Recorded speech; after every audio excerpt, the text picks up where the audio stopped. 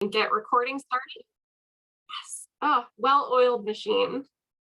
All right, let me just get that warning out of my way, if it'll let me. There we go. Okay.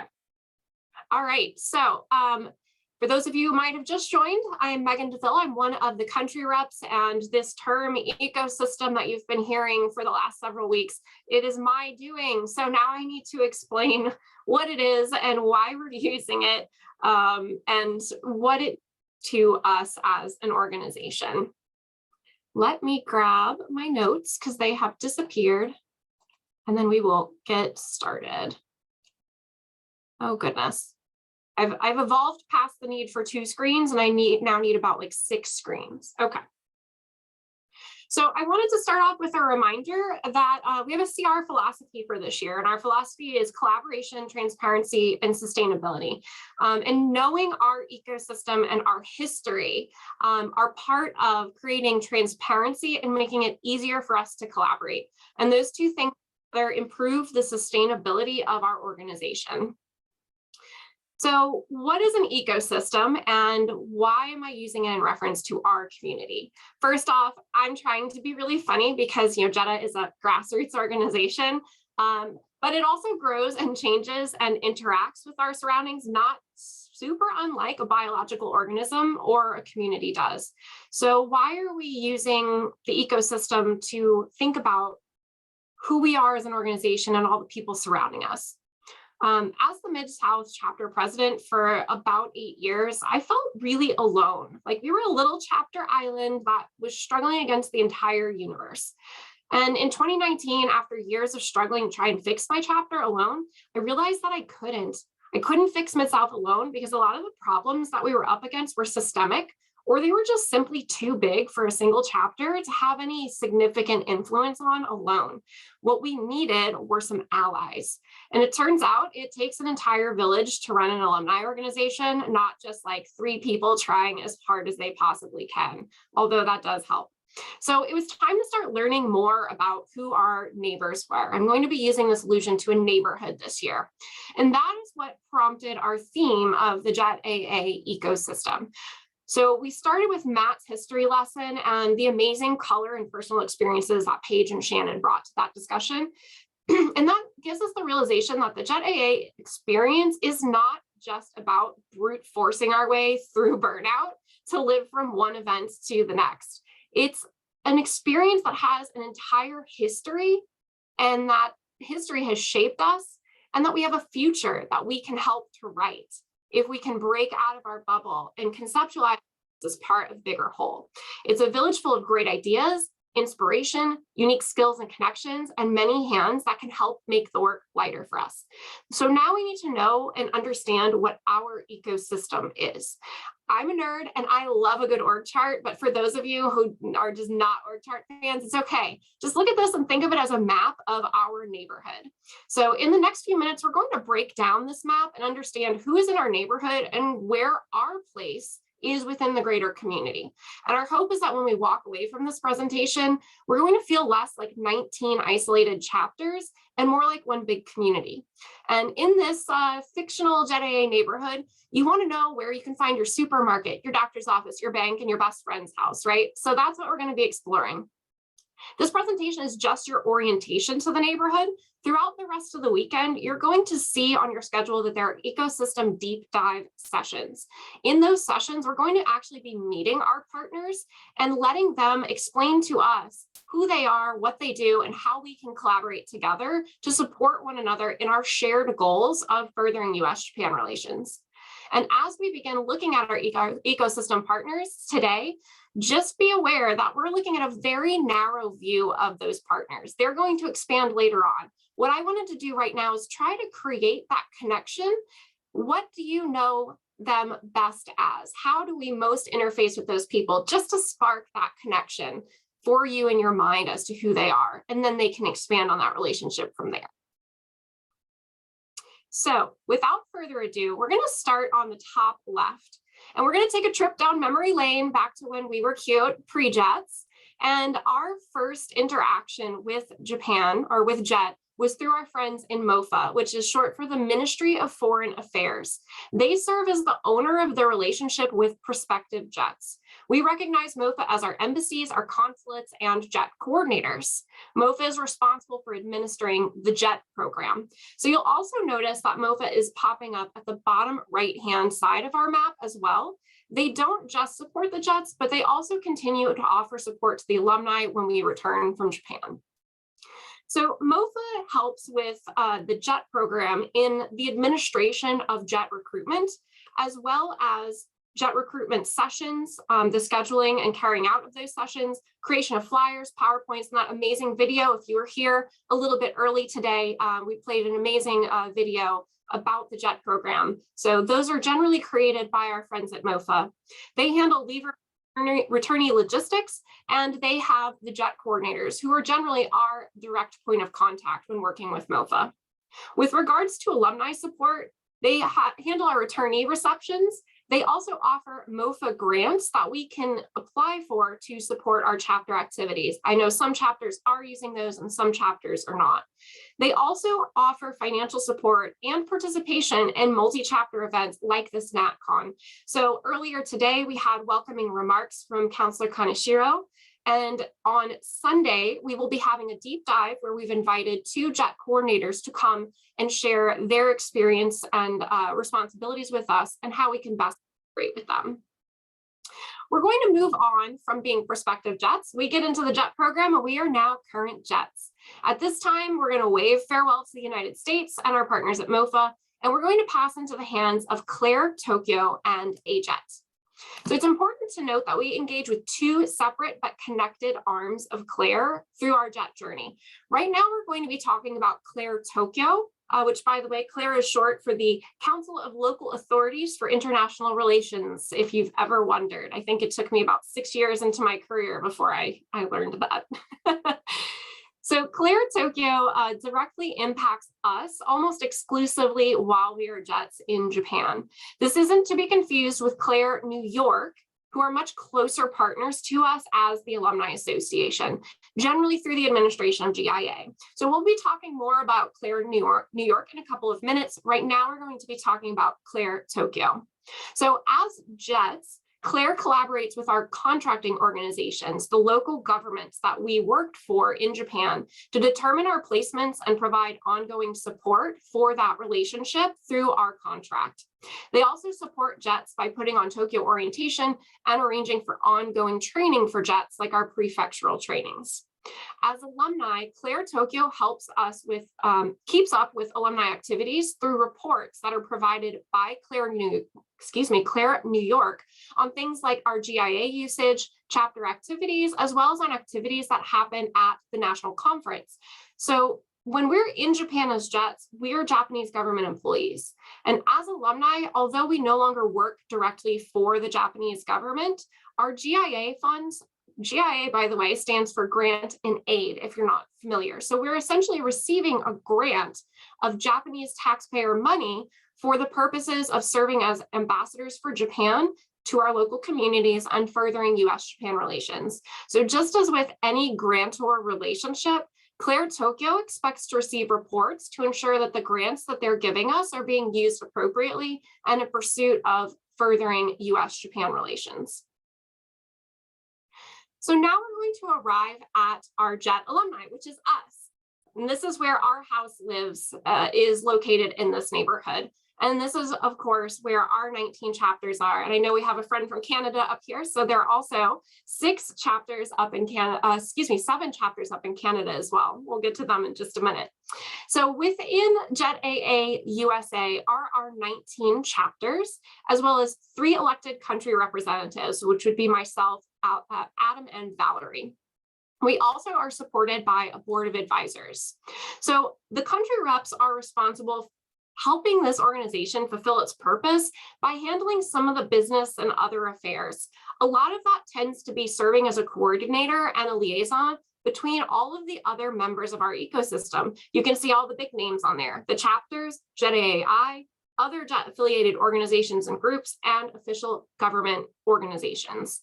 We support the chapters when you guys have any questions, concerns, or need a hand, and we collaborate with the Board of Advisors to make sure that we have a strong Board of Advisors that can continue to help our organization. We'll talk about them in 1 minute. We also serve as the principal architects to help ensure the planning of the national conference. This year, along with the help of the NatCon Planning Committee, and in most years when we're in person, together in collaboration with the hosting chapter. The Board of Advisors serves a slightly different purpose where they're leveraging their long experience with JETAA USA, as well as their professional expertise to support the country reps and chapters. So they're here to help ensure the passing of institutional knowledge and the transfer of that information forward so that we can maintain continuity and sustainability. They're going to advise on matters related to the leadership of the organization, and they're going to manage their own membership to ensure that we always have that support and the right kind of support. They also appoint our elections officers to manage the election of the country reps. We're going to be talking to the BOA a little bit later today so that they can describe more about their duties and the way that they support our organization. So something we don't think about often unless they join us is that there are chapters outside of the United States. So we have 19, we are a mighty force, but up in Canada, there are 7 chapters, as well as our near neighbors, Jamaica and Trinidad and Tobago. We'll also be hearing from, and thank you to Natalie for staying up very, very late, our partners in JETAA International. So JETAA International is responsible for collaborating with the country reps, the 3 from the United States, as well as the individual country reps from each other country, and facilitating working groups and the exchange of ideas and building of network to support alumni activities. So just as the CRs in the United States are trying to help keep all of our chapters from needing to constantly reinvent the wheel by facilitating that exchange of information, JETAA is doing the same thing on a global scale, in addition to other duties that are unique to that organization. So we will be hearing from JETAA, Canada, and Jamaica on Saturday during our international JETAA check-ins. So we're going to leave the world of our alumni volunteer organizations to look at outside organizations that support JETAA USA. In our community, there's often some confusion about the difference between JETAA USA and US JETAA. And yes, I will mess it up 8 times while I'm going through this slide, so apologies. As you can see, JETAA USA falls into the category of the alumni volunteer organizations. We consist of our 19 chapters, the 3 country reps, and our board of advisors. US JETAA is an independent organization that was started by JET alumni. We had just spoken with Paige in our last session, and she began kind of laying out the foundation for the creation of US JETAA. So it was started by a working group of JET alumni, but it exists separately and does not have any direct influence on JETAA USA. However, they're an absolutely amazing partner and complements the work that we do in JETAA USA by providing a number of resources and benefits both to chapters and individual alumni. So I wanted to just introduce them by pulling their mission straight off of their website to point out that they were created by JETs to support JETs. And they support our alumni community by providing educational, cultural, and intellectual programs, by allowing the cross-cultural understanding to grow at the grassroots level. Oh goodness, I can't speak English anymore. Through the support and resources for JET participants, alumni, and alumni chapters, and strengthening the capacity of the JET alumni network to enable us to do the work that we do to support US-Japan relations. Their mission is literally based around supporting individual alumni in the chapters. They are such an amazing ally. We're going to be hearing more from them on Saturday when we do the US JETAA deep dive. And again, extending my thanks to Paige for her comments during our history session just a few moments ago. There's my little alarm, my time check. So let's check in with JLGC/Claire New York. So acronym fun here. JLGC is short for the Japan Local Government Center, better known to us as CLAIR, New York. Now, keep in mind, we were talking about CLAIR, Tokyo earlier. We're now talking about the local arm for the United States of CLAIR, and they're best known to us through the Grant in Aid, or GIA, process. Some of you have probably interfaced with Shuhei-san or Risa-san in preparing your chapter GIA, or maybe you've attended a GIA training session that CLAIR has hosted for us each of the last several years. Many of us, of course, are also very familiar with Matt Gillum, who provided us with the amazing brief history of our organization in the last session. So CLAIR, New York serves as our local connection to the Japanese government. So this concludes our tour of some of the milestones in our neighborhood, but I would be absolutely remiss if I didn't call out there are dozens of other grassroots, homegrown, organic entities that also exist in our neighborhood. Matt mentioned the importance of JETWIT to our community beginning back in 2008. Many of you are involved in a lot of niche Facebook groups or Discord groups like Gamers of JET or JET Fit. And later in the weekend, we're going to be learning some tips and tricks for building a successful online community from the really successful pandemic era Jets Who Get Things Done. Daniel Lowe is going to come and talk to us about that. Ecosystems are really complex and they contain a lot more elements than immediately meet the eye. So what we're going to do for the rest of this session is explore during a breakout activity what our unique ecosystems look like. Before we switch gears, I do want to encourage you to think about and take steps towards identifying which of the neighbors in your neighborhood you can lean on to collaborate, brainstorm, and exchange. Knowing our neighbors, understanding this org chart and who all of the people and the pieces in this puzzle are is just the first step. Now we need to lean on one another and make plans to collaborate to help achieve our mutual goal towards sharing the workload while improving US-Japan relations. So I do have an acronym cheat sheet. This will be made available to you guys afterwards. If you're ever wondering what the alphabet soup of JETAA is, we'll make this available for you guys to reference. Oh, and I do need to acknowledge, I realized halfway through this presentation that I forgot to discuss AJET. So just a quick blurb on AJET back in your JET years. While you were on the JET program, AJET is another a JET volunteer organization to support active JETs in Japan. They're not super unlike us, where they're just trying to provide support in various areas such as professional, social, and other support activities. So super sorry to any friends at AJET for forgetting to add that slide in here. Okay, so let's talk about the nuts and bolts of the breakout activity. We are going to split into a few different rooms, and for my NatCon working group members, we're going to be looking for breakout rooms, 6 breakout rooms, completely random. We are going to reflect, brainstorm, and figure out how to act.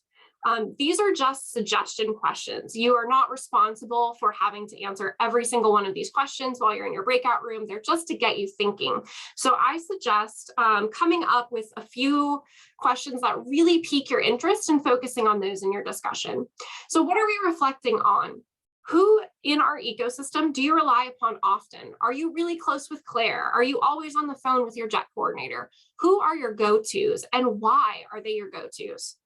Who do you have a relationship with, but maybe it could use some nurturing? You're not leaning on them or speaking with them as often as you could. And did you learn something new or surprising about our ecosystem today, either during the history session or during this ecosystem review? I want you to brainstorm who is in your unique local ecosystem. You want to consider things like other Japan-related organizations, like our Friends in Japan Society, or other Japanese cultural interest groups, like a bonsai group or an anime club. Think about local businesses, Japanese restaurants, supermarkets, etc.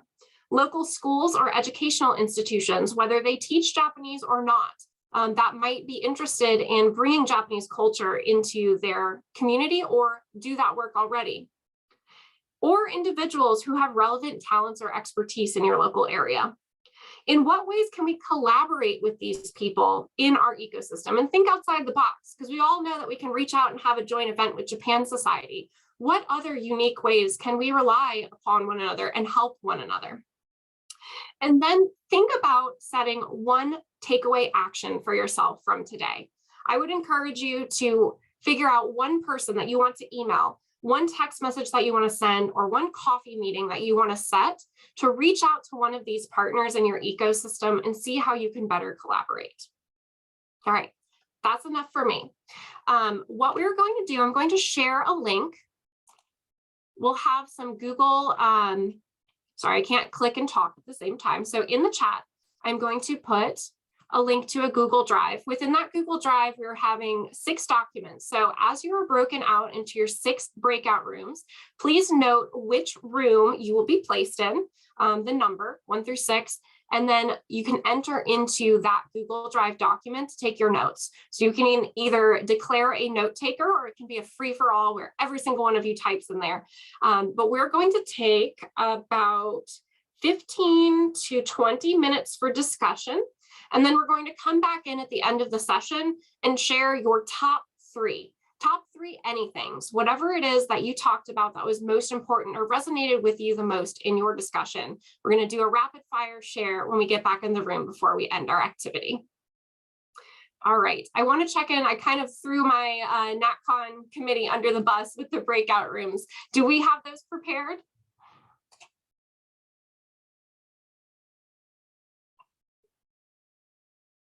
I'm getting a hand wave from Adam.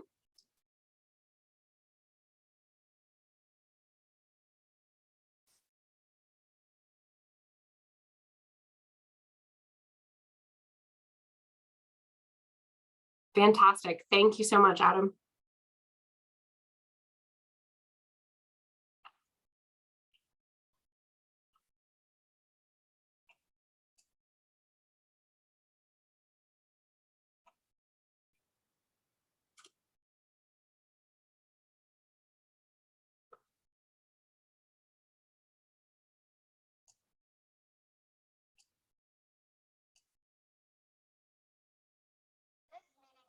Excellent.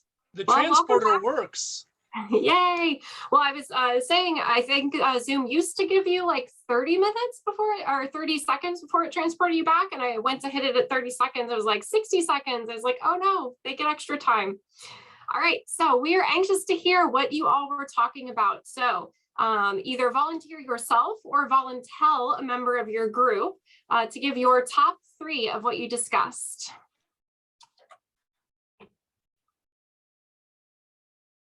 Feel free to raise a hand or unmute.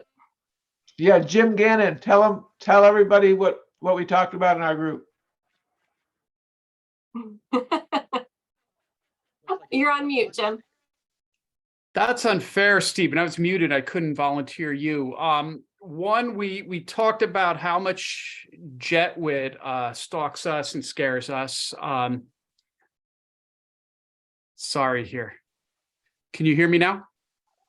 We've got you, Jim. Great. One, we had a really fascinating group here. We had Sabrina, who's now in Austria, who participates in JETAA Germany, and then Leia, who's in Alaska, and then Shuhei, myself in New York, Shuhei Fujimoto with Claire. And I think one thing was, it was really diverse in terms of who relies on who. Up in Alaska, Leia was really relying a lot on the consular office, not even a full consulate, for information. And elsewhere, Stephen was pointing out, that there are, outside of the organizations that you discussed, Megan, there's JETAA Facebook groups for parents. Stephen wants to create a LinkedIn group now. This is an action item for sister cities, which we were discussing. So that was really it was a lot of unseen or, groups, and diverse set of groups. I was impressed, I guess, the diversity as well and the size. Of course, Leia was talking about they have maybe 10 people active in JETAA Alaska, but some of them are 600-700 miles apart. They can't see each other. I thought that compared relatively favorably to JETAA Germany, but I'm assured that they actually have a little bit more than 10 people from Germany and Austria that take part. And then finally, I think all of us, JETAA USA, Claire, but also Japan America Societies came up a lot. Very good. Thanks so much, Jim. Alicia, you're up next. Hi. So we talked about relying on your JET coordinator. And also I talked about how our chapter has a board of advisors for us that we work together with to decide initiatives, and they help us with onboarding and some of the more procedure oriented stuff, such as writing down how the organization, how we want it to function. And so, it won't fall apart if we have a change of leadership.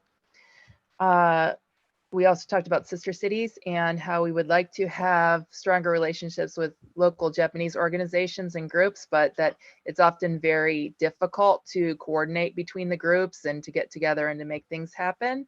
Like for instance, the Japan Society or other groups. So our action item was to try to reach out to other groups, and Matt Gillum generously offered to, if we want to connect to other groups, that we can contact him and he can put us in touch with other groups in our area that we might be able to coordinate with to work together. Fantastic. Thank you, Matt. And thanks, Alicia. All right, Becca, you're up next.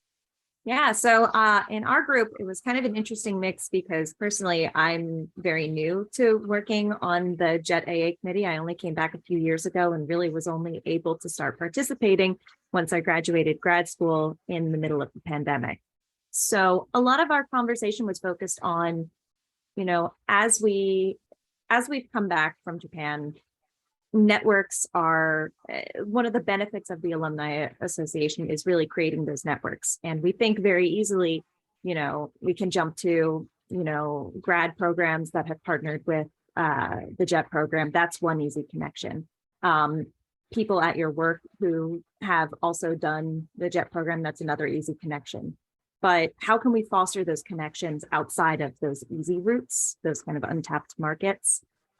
So Monica in our group was talking a lot about how what they focus on is not always direct connection to, Japan events.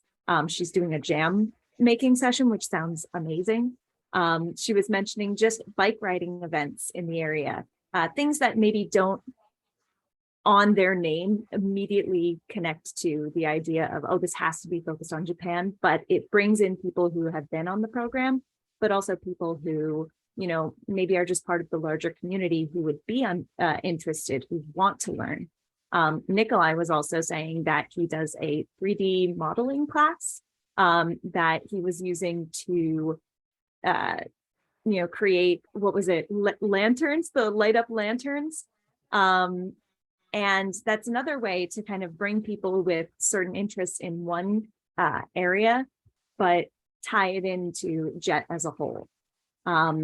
And as we are now getting out of the pandemic years the central pandemic years, maybe looking to how we can adapt this new virtual landscape that we've been able to foster all these events in and not let go of that, but also finding ways to tie that in to bring people back in person. So Very nice. Shout outs to, I wanted to say shout out to Stephen because his podcast is also an amazing way to make those connections, and I had a blast being on it. Very nice. All right, Melissa, take us away. And I think Melissa's last raised hand. So if there's anybody that we missed, feel free. Melissa, take us away.